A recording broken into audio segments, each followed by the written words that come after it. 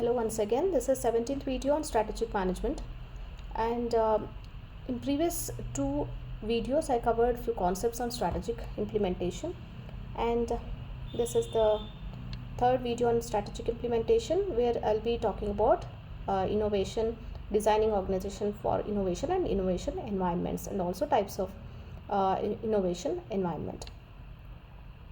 Well, then what is innovation? So generally, if you have to know the meaning of innovation in general, uh, grand strategy of innovation is to create new product life cycle and thereby make similar existing products obsolete. So innovation is not product development. Growth orientation is possible through innovation. So in simple words, innovation is a process of creating and doing new things. Innovation means look at reality and rearrange constituent elements in new value enhancing configurations. Well, talking about innovation, it's become increasingly risky not to innovate. Both consumer and industry markets have come to expect periodic changes and improvements in the products offered. As a result, some firms find it profitable to make innovation their grand strategy. They seek to reap the initially high profits associated with customer acceptance of a new and greatly improved product. The underlying rationale of the grand strategy of innovation is to create a new product life cycle and thereby make similar existing products obsolete, as I already told you. So innovation is not product development. Growth orientation is possible through innovation. Well, history of human civilization is full of innovation of different types, like technological innovations have changed the patterns of human lives.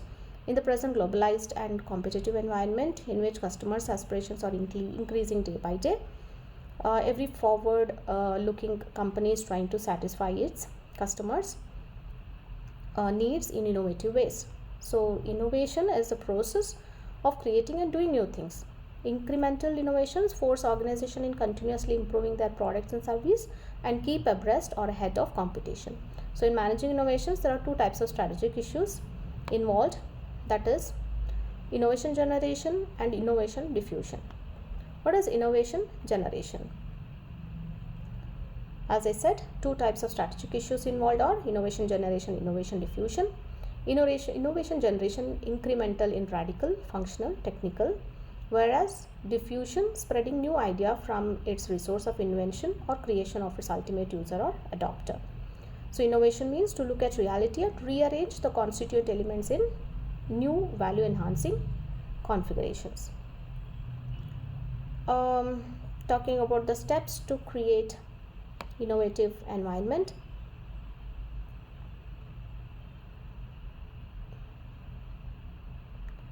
All right, so there are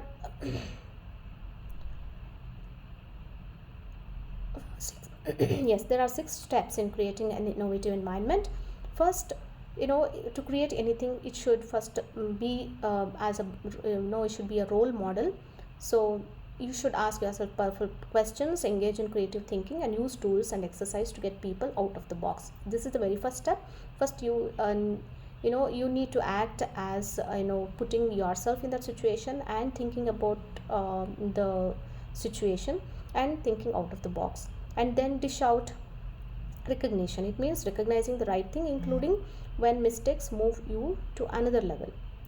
So then make it safe to explore. Let it be okay to explore new or even crazy ideas. Talk about what is beyond possible and what you can see or the sources you currently have.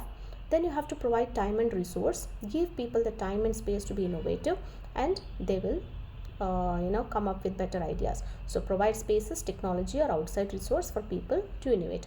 And the next step is you should always search for the second right answer. So get in the habit of always searching for the second and third right answer. Never stop at the first right answer. This is what limits innovation thinking. And then next step and the final step is make it a goal or strategy. So make innovation an expectation or a way that you do business. So these are a few steps of innovation environment. Now, designing organizations for innovation. Well, organization design is the vital factor determining organization performance. Therefore, it's essential to know how a specific organization should be designed. So organization design as a discipline refers to systematic approach to aligning structures, process, people, leadership, practices, culture and metrics to ensure that organization achieve their mission and strategy. Talking about the types of innovation, there are two concepts that we'll be discussing here. One is type of innovation and another one is type of innovation environment. So don't get confused here. Let me discuss on types of innovation. Product innovation, process innovation, platform innovation, creative destruction and disruptive technology or innovation are the types of innovation. First we'll understand what is you already understood what is innovation. Now we'll try to understand types of innovation. Later on I'll explain what is innovation environment and types of innovation environment. So talking about the product innovation, when people think of innovation, often they are thinking of product innovation. So product innovation can come in three different forms. That is the development of new product, such as Amazon Fire Stick, if you remember. And then second one is an improvement of performance of existing product, such as an increase in the digital camera resolution of the iPhone recent one. And then next step is new feature to an existing product, such as power window to a car. Well, drivers of product innovation might be technological advancements, changes in customer requirements or outdated product design. So product innovation is generally visible to the customer and should result in a greater demand for a product. Now talking about process innovation, process is a combination of facilities, skills and technologies used to produce, deliver and support a product or provide a service. So within these broad categories, there are countless ways process can improve. Then process innovation can include changes in the equipment and technologies used in manufacturing, including the software used in product design and development, and also improvement in the tools, techniques and software solutions used to help in supply chain and delivery system, changes in the tools used to sell and maintain your good, as well as methods used for accounting and customer service. While product innovation is often visible to customers, change in process is typically only seen and valued internally. Speaking generally, changes in process reduces cost of production more often than they drive an increase in revenue. So of the three types of innovation, process is typically the lowest risk. For example, one of the most famous and groundbreaking example of process innovation is Henry Ford's invention of world's first moving assembly line. So this process changed not only simplified vehicle assembly, but shortened the time necessary to produce a single vehicle from 12 hours to a few minutes. It can be 90 minutes or 60 minutes, depends on. Nowadays it's much faster, depends on the company. Then talking about the platform innovation refers to change in support structures that increase the effectiveness with which a group of activities may be performed. Product platform innovation entails change to company component or body of knowledge that may be redeployed across products. So then talking about creative destruction, it refers to the incessant product and process innovation mechanism by which new production units replace outdated ones. So obstacles to the process of creative destruction can have severe short and long run macroeconomic consequences. It continuously revolutionizes the economic structure from within. It's also incessantly destroying the older one and regularly creating a new one. Well, the obvious question is, how does it happen? Which powers such transformation deserves clarification. In a competitive market, consumers are looking for better product at a lower price. So producers are after increasing profit. So address this conflicting situation, producers are in the relentless race of ideas. So ideas are for advancing technologies and redesigning existing products and process. Ideas are also for innovating new products. So this is about the competition of offering better products at a lower cost to make more profit. So in the process, customers are better off for getting better products at a lower price. Now creating destruction examples, the digital camera grew as a substitution of a film-based camera, traditional watches increasingly becoming replaced by smartwatches, tablets and Kindles replacing conventional printed books. So talking about disruptive technology or innovation, the surface of ideas forming new technology core is the heart of disruptive innovation. Often innovations around this new technology core emerge in primitive form. Such primitive products are inferior to cause substitution effect. For example, a digital camera in 1980s was highly inferior to film cameras. Similarly, transistor pocket radio in the 1950s was also primitive. Innovators target those customers who are failing to get the job done with incumbent products. So to process Clayton, they form the non-consumption. So to the most important, new technology core should be highly amenable to growth. Innovators invest in R&D for producing a flow of ideas for making successive versions better as well as less costly to produce. So eventually the flow of creative ideas succeed in making this one primitive product a better substitute. So interestingly, incumbent firms offering mature products around existing technology core do not lead this new wave. So often loss-making small revenue does not create incentives for incumbents. But for entrepreneurs looking for entry, find the risk-taking worthy. As a result, once products around the next technology core starts getting stronger substitute to existing ones. So incumbent firms and industries start suffering disruption. So disruptive technologies need to be highly amenable to growth. They should rapidly grow to reach a higher level than the incumbent ones. Then talking about designing organizations for innovation, organization design is a vital factor factor determining organization performance. Therefore, it's essential to know how a specific organization should be designed, as I already told. And organization design as a discipline refers to systematic approach to aligning structures, process, people, leadership, practice, culture, and metrics to ensure that organizations achieve their mission and strategies. Innovation environment. As I told, I explained about innovation and types of innovation. Now coming to innovation environment, this is another concept here which is very important, and this is a final concept in innovation implementation, so strategic implementation. So innovation environment, it needs a good atmosphere in which to develop. It is definitely a cultural characteristic and must be encouraged and nurtured inside a company. So it does not come by simply flipping a switch. One must set an environment that encourages people to think in unusual and creative ways. So this is not easy to accomplish when much of business is by definition so structured and orderly in its processes. Business, whether products or services oriented, needs to have somewhat standardized routines for much of what it needs to accomplish. So innovation, on the other hand, requires thinking out of the ordinary. These two are so different that in order to have effective innovation, care must be taken to encourage and allow unconventional thinking. So the environment you create with team is a key component of innovation. As a leader, one must commit to practicing innovation and be persistent doing it. It is human nature to take the path of least resistance or stick to doing what we know. So making innovative thinking part of your team culture is the only way to achieve breakthroughs. So there are types of innovation environment.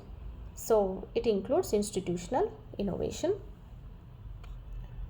Institutional innovation, which we define as novel, useful and legitimate change that disrupts to varying degrees the cognitive, normative and regulative mainstays of an organization field. Institutional innovation, like all innovation, is both novel and useful, but differs in that it's also legitimate, credible and appropriate. So legitimacy is linked to 4 characteristics such as institutional innovation is theorized to be normative or value laden, progressing in bursts of change over time, socially constructed and culturally embedded, associated with logics that shape practice. The second one is the co-creation of value. In business, it is strategy and progress, focusing on the joint co-creation of value by customers and company. Any initiative, any interactive relationship, customers and staff function as active participants. Co-creation is the action of more than one person or party bringing something into existence. The co-creation of value is an implication as application for product and goods based business as well as service and experience.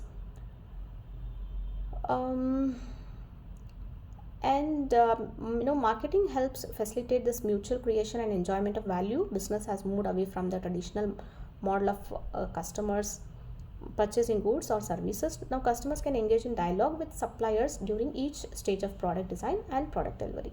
So value co-created at multiple points of interaction. It is also becoming more common for service providers to let customers co-create value. This mutual creation of services enhance the consumption experience of customers. Now characteristics of co-creation include allow the customer to co-construct personalized service experience to suit their context, joint problem definition and joint problem solving, variety of unique customer service and innovation experience environment. Then the co-creation of value, it encourage active involvement from customers. Co-creation of value from products or service is on demand and made to order. Customers and other stakeholders such as suppliers are actively involved in the problem solving process, participating in suggesting ideas, designs, concepts and solutions for products and services.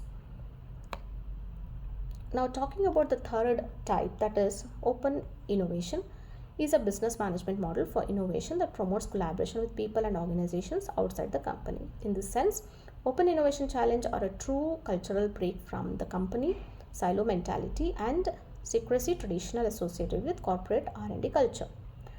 The innovation model becomes viable when the company acknowledges that there are many bright professionals and greater knowledge outside the organization. So it is this very moment when the opportunity to attract these external individuals or companies becomes more real. So the companies implement more open innovative practice in different ways, such as alliances between companies, research chairs in universities, crowdsourcing competitions and innovation ecosystem. Example, Procter & Gamble, the company that created in 2000 the so-called and developed their new open innovative process.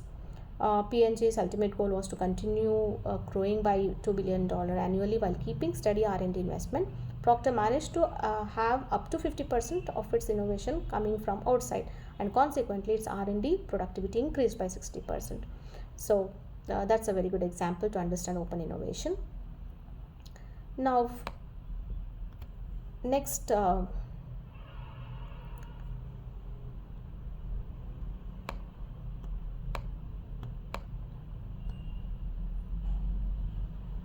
just a minute. Okay, so coming to open strategy, open innovation. After that, open strategy. Yes, open strategy has given way to new implementation of ideas. Although a fairly recent innovation, the open strategy has proven effective in the IT world. Major corporations such as Daimler, IBM and Linux regularly use open strategies, while other companies such as Amazon, Google, Mozilla have used them for different period of time. And then it's an the idea of the open strategy is built on foundation of transparency and inclusive of strategy process to internal and external stakeholder. Now talking about the national innovation system approach stresses that the flow of technology and information among people, enterprises and institutions are kept to innovative process. Innovation and technology development are the results of complex set of relationships among actors in the system, which includes enterprise, universities and government research institutions. Now the next one is learning networks and clusters. Personal learning networks, that is PLNS, are well-known concepts. A personal learning network cluster is a small group of people who regularly interact academically and whose PLNs have non-empty intersections that include all the other members. So at university level, PLNS cluster form spontaneously among students and are known to last over an extended period of time. Little is known regarding the workings of these PLNS clusters of students. Claim is that these PLN clusters are at the heart of student learning and are aligned with the current trend of knowledge pool community of learning. Then the last one is social innovation. Well, social innovation refers to the process of developing and implementing new effective solutions to solve social or environmental issues, whether these come from national policies, governmental or non-governmental entities, Such solutions should meet current social needs better than it has been done before. Social innovation is meant to have long-term impact of large scale. Social innovation is traditionally advanced through non-profit endeavors, but the business community is also open to address society's challenge too. Social innovation is mistakenly seen by some as charity. It should be acknowledged that social innovation is actually adding an extra dimension to innovation, sustaining economic and social growth. So, embracing social innovation is not just about doing well for the society but also about doing good business. So, this is about the types of innovation environments. I hope all the concepts that I discussed in this video is clear. So this is the end of strategic innovation module 5, and next 3 videos I'll be covering the last module of strategic management. So thank you so much.